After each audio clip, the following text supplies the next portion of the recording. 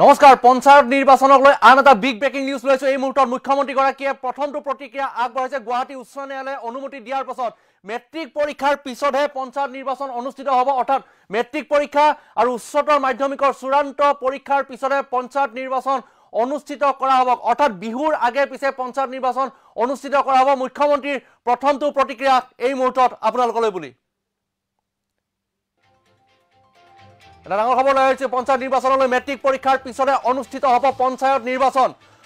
নিৰ্বাচন মেট্ৰিক পৰীক্ষা আৰু হাই ছেকেণ্ডাৰী পৰীক্ষাৰ পিছতে অনুষ্ঠিত হ'ব উচ্চ ন্যায়ালয়ৰ অনুমতিৰ পিছত মুখ্যমন্ত্ৰীৰ প্ৰথমটো প্ৰতিক্ৰিয়া মুখ্যমন্ত্ৰীগৰাকীয়ে কৈছে যে আজিৰ পৰা যদি এমাহৰ ভিতৰত পঞ্চায়ত নিৰ্বাচন অনুষ্ঠিত হ'ব কৰিব লাগে তেতিয়াহ'লে কাউণ্টিং নহ'বগৈ এতিয়াই নিৰ্বাচন অনুষ্ঠিত কৰাৰ সময় পাৰ হৈ গ'ল মেট্ৰিক পৰীক্ষাৰ্থীৰ বাবে অসুবিধাৰ সৃষ্টি হ'ব অৰ্থাৎ মুখ্যমন্ত্ৰীগৰাকীয়ে কৈছে গাঁওসমূহত নিৰ্বাচনৰ পৰিৱেশ হ'লে ল'ৰা ছোৱালীৰ পঢ়াত অসুবিধা হ'ব বাবে মেট্ৰিক পৰীক্ষাৰ পিছত বা হাই ছেকেণ্ডাৰী পৰীক্ষাৰ পিছতহে পঞ্চায়ত নিৰ্বাচন অনুষ্ঠিত হ'ব আমি ফুল পেজ গ্ৰাফিক্সটো লুপ কৰিবলৈ চেষ্টা কৰিম উচ্চ ন্যায়ালয়ৰ অনুমতিৰ পিছত মুখ্যমন্ত্ৰীৰ প্ৰথমটো প্ৰতিক্ৰিয়া এই মুহূৰ্তত প্ৰথমটো প্ৰতিক্ৰিয়া মেট্ৰিক পৰীক্ষাৰ পিছতহে পঞ্চায়ত নিৰ্বাচন অনুষ্ঠিত কৰিব ৰাজ্য চৰকাৰে আৰু দ্বিতীয়তে বিহুৰ আগে পিছে বহাগ বিহুৰ আগত নহ'লে বহাগ বিহুৰ পিছত অৰ্থাৎ এপ্ৰিল মাহ মে মাহ হৰ সময়খিনিতহে পঞ্চায়ত নিৰ্বাচন অনুষ্ঠিত কৰাৰ পোষকতা কৰিছে হিমন্ত বিশ্ব শৰ্মা চৰকাৰে গুৱাহাটী উচ্চ ন্যায়ালয়ে ৰায়দান দিছিলে চূড়ান্ত ৰায় দিছিলে অনুমতি প্ৰদান কৰিছিলে যে 9খনকৈ পঞ্চায়তক বাদ দি বিসংগতি থকা 9খনকৈ পঞ্চায়তক বাদ দি যিকেইটা পঞ্চায়ত আছে গাঁও পঞ্চায়ত জিলা পৰিষদ আৰু আঞ্চলিক পঞ্চায়ত সকলোতে নিৰ্বাচন অনুষ্ঠিত কৰিব পাৰিব আৰু বুলি তাৰ পাছতে মুখ্যমন্ত্ৰীগৰাকীয়ে কৈছে যে পূৰ্বতে দিব লাগিছিল অৰ্থাৎ গুৱাহাটী উচ্চ ন্যায়ালয়ে এতিয়া যি অনুমতি প্ৰদান কৰিছে বহু দেৰি হৈ গ'ল মুখ্যমন্ত্ৰীৰ মতে গতিকে মেট্ৰিক পৰীক্ষাৰ পিছতে পঞ্চায়ত নিৰ্বাচন অনুষ্ঠিত কৰিব এয়া মুখ্যমন্ত্ৰীগৰাকীৰ প্ৰথমটো প্ৰতিক্ৰিয়া ইছান নিউজ এক্সক্লুসিভ আপোনালোকলৈ আগবঢ়াইছো পঞ্চায়ত নিৰ্বাচন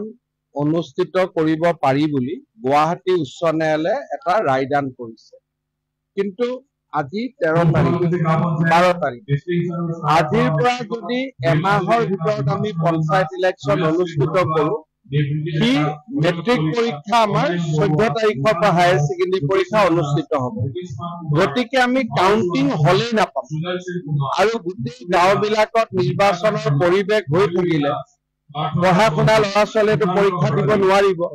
গতিকে মই ভাবো আমাৰ হাতৰ পৰা সময়টো পাৰ হৈ গ'ল এতিয়া মেট্ৰিক আৰু হাই ছেকেণ্ডাৰী পৰীক্ষাৰ পিছত আমি পঞ্চায়ত ইলেকশ্যনৰ ব্যৱস্থা ভাবো যে বিহুৰ আগে পিছে আমি পাতিব লাগিব কাৰণ বৰ্তমান সময়ত ইলেকশ্যন পাতাৰ পৰিৱেশটো নাথাকিব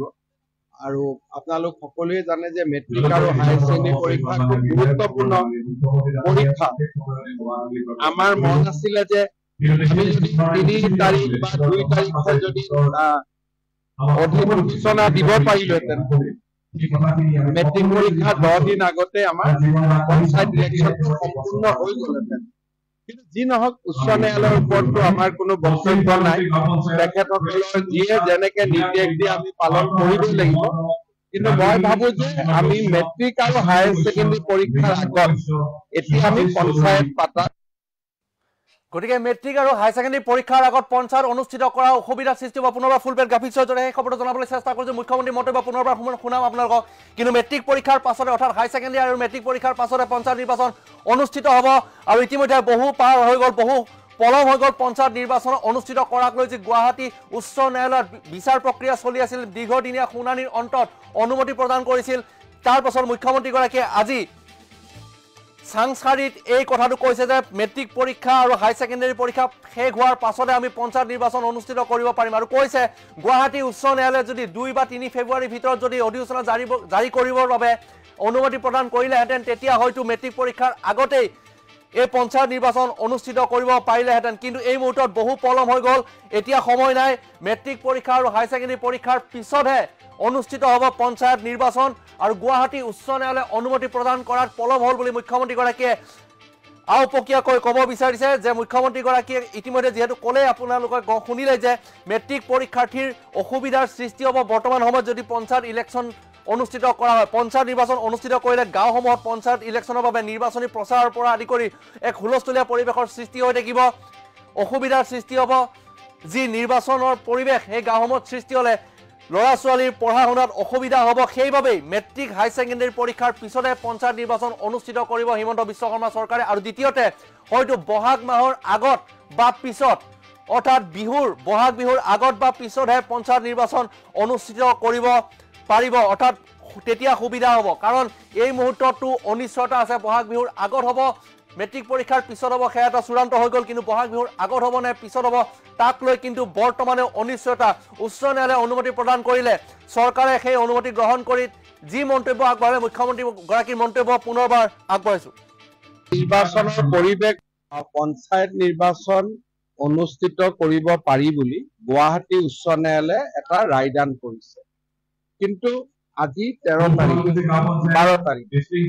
আজিৰ পৰা যদি এমাহৰ ভিতৰত আমি পঞ্চায়ত ইলেকশ্যন অনুষ্ঠিত কৰোঁ, সি